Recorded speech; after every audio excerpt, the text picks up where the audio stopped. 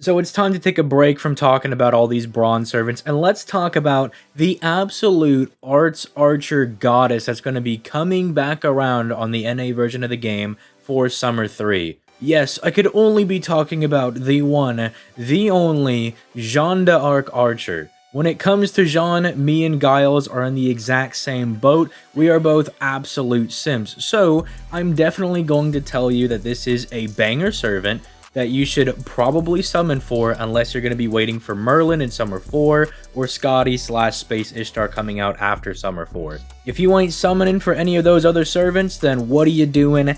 Get yourself some Jeanne Archer. She's adorable. She's a scientist, so she's like smart. I mean, what more could you possibly want? Do you want good gameplay? Because that's what we're going to be talking about in today's video, which, if you enjoy FGO content, I upload every single day, so what are you doing? Smash that like button, abuse the subscribe button, and if you're feeling super feisty, you can click that join button to become a channel member if you really like what I do. But this video is once again sponsored by Loot Cakes. If you missed the other promo that I did for these people, basically this website rewards you for spending money on whatever gacha games you spend on. So they make their bag by taking that information of seeing where you guys are spending your money, and then they give that to the companies. They're like, hey man, a lot of people are spending money on Fate Grand Order right now because Da Vinci Lily is just super good. And so that's how they make their bag. And then in rewards for you sharing that data, you get points to then get like Google Play cards to just kind of go back into the gacha. But you can also do like, you know, GameStop cards, stuff like that.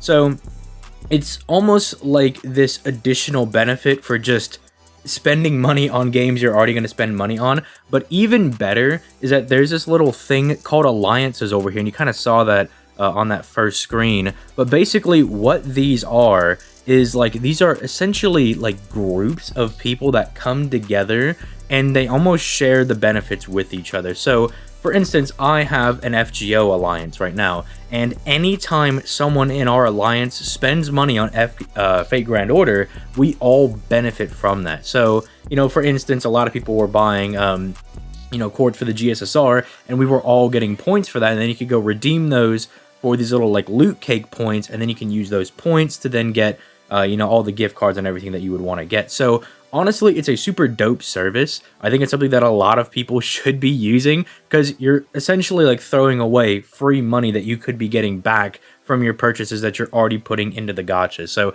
you know, I put my link down in the description down below if you want to come sign up using my link, and then also join our little alliance to get, you know, just extra benefits as well for, you know, whenever people in the alliance spend. Also, the Loot Cakes people are sponsoring a giveaway on this channel. So they're going to be giving away a $25 gift card. So, you know, all you got to do is sign up with that link, and you're just going to be entered to try to win that $25 gift card. So, you know, thank them for, you know, sponsoring a little giveaway here as well. All you need is a Gmail account. So even if you're on, like, say, Apple, right, like, you're still eligible for this. As long as you're using a Gmail account to sign up for Loot Cakes, you're eligible to get rewards. So, you know, just throwing that out there for you guys. You know, thank these guys for sponsoring this video. They're giving us a way to actually kind of get extra rolls in the gacha, right? We spend money and then we actually build up to getting gift cards and stuff back, so we can just do even more rolls in the gacha. But anyway, back to our regularly scheduled program. So with all that being said, let's just dive right into our hits and kind of talk about why Jeanne Archer is such a big deal. So when you start looking at our hits, you look at these and you're like, man, this doesn't look like anything super special.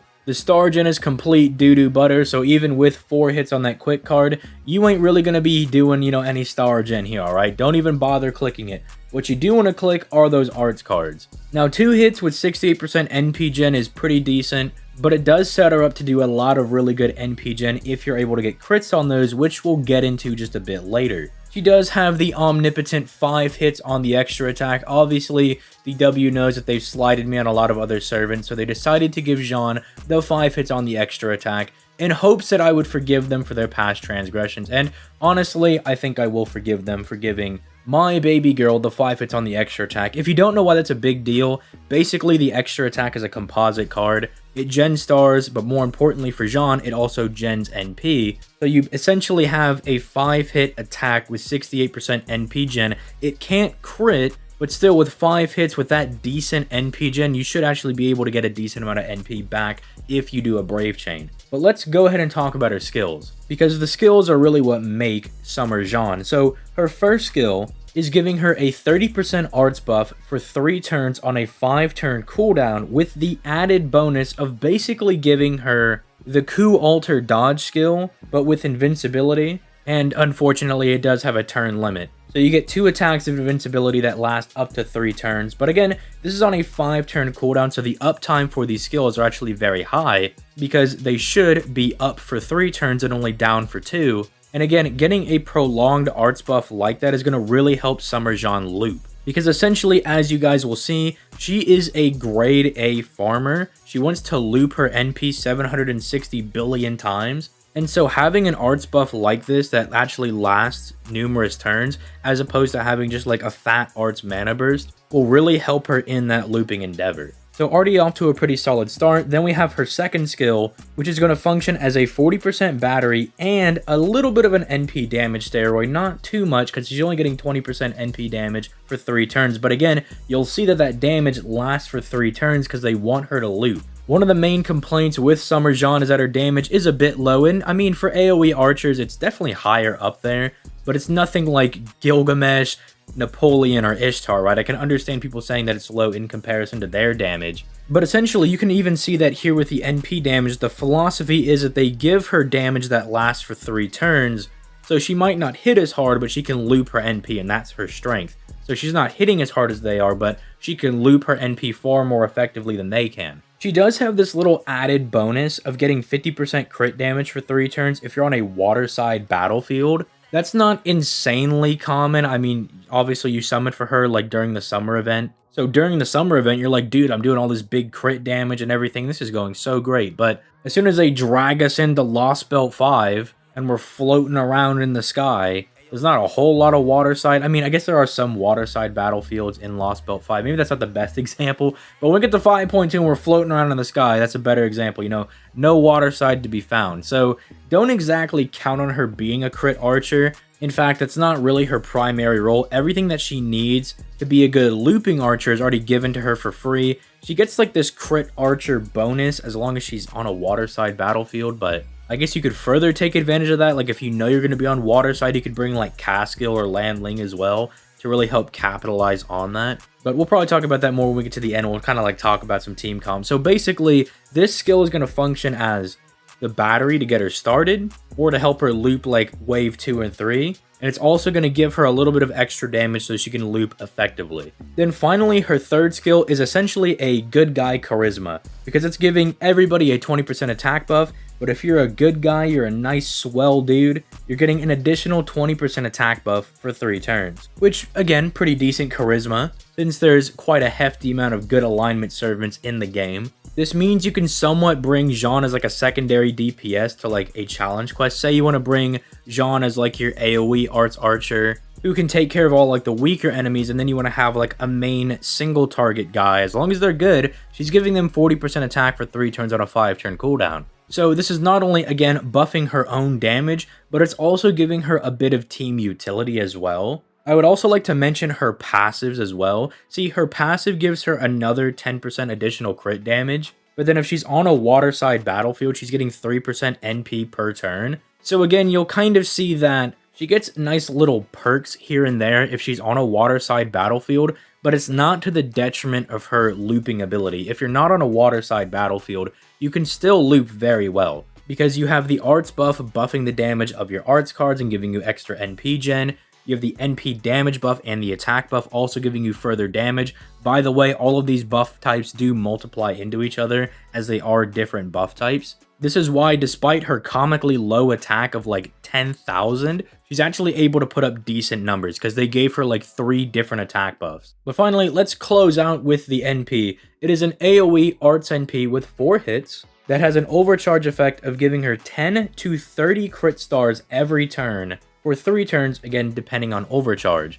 So this essentially kind of builds Jeanne in this way where you can have her be a like arts crit archer, which she would want because her arts cards aren't necessarily bad. They have 2 hits with like pretty decent NP gen, meaning you would want to get crits on them to fully take advantage of that. But honestly, I feel like that's the weakest role you could put her in because she loops so easily. She functions so well as like an arch looping archer because of, again, the triple buffs, the 40% battery. She just functions super well with Castoria, especially because her NP gen is already pretty naturally high. She doesn't have a hard time looping at all.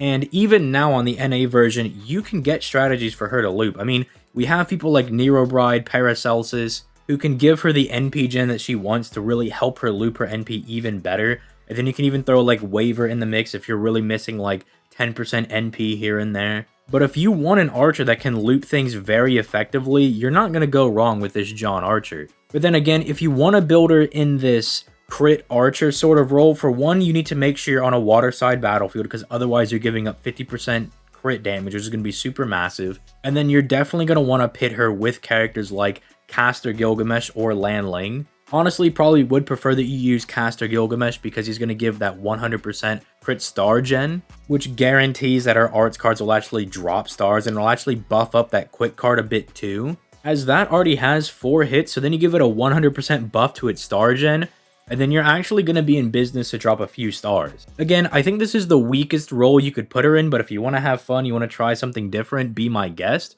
It's not the worst thing you can do.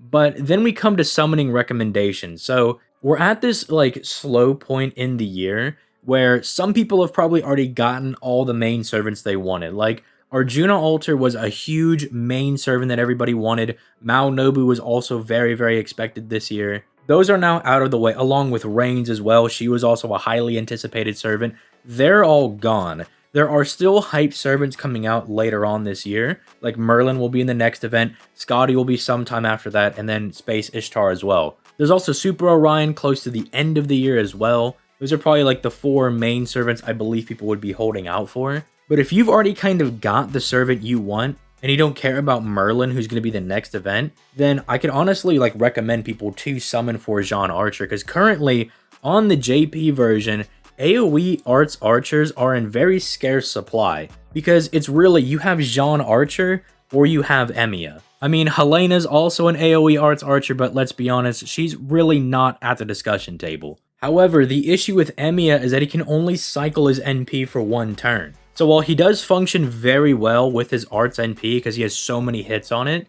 it's going to be more consistent for you to use somebody like Jeanne Archer because she has an arts NP all the time. So if you're trying to kind of like get your account ready for Castoria and you really don't care about some of these other servants coming out this year, definitely throw some multis at Jeanne Archer. I know I am, and not just because I'm a huge Jeanne simp, but I'm also living through JP right now. I don't have Emiya or Jeanne Archer, and it is a pain in the butt to farm sabers right now. But let me know what you guys think in the comments down below. Give me your thoughts on Jeanne Archer. My Discord, among other things, are linked down in the description as well. If you ever need help with like FGO or something, there are people in the Discord alongside myself that can help you out. Also, don't forget to sign up with Loot Cakes using my link. That way you do get entered into that giveaway. But with all that being said, I'm going to go ahead and get out of here. You guys have yourselves a nice day. Peace. Late, guys.